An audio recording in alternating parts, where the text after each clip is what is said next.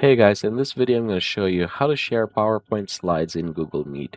Now, this is actually quite simple. So the first thing that you're going to do is ensure that you have opened your PowerPoint presentation. So I have mine here, for example, and then you head over back to your Google Meet. So this is a meeting already. I've already started this one. So from here, you can just head over and click the share screen right here, and then choose window, and then ensure that you have chosen the presentation. So I can go ahead and click the share button right here.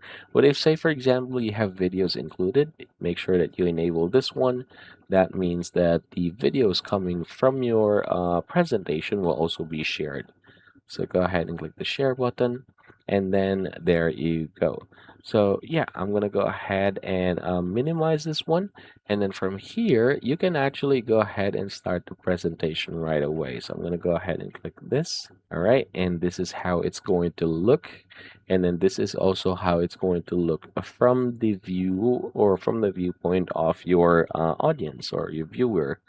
So yeah, go ahead and get started, and there you go. So again, everybody, that's how you're going to share your PowerPoint presentation here in Google Meet.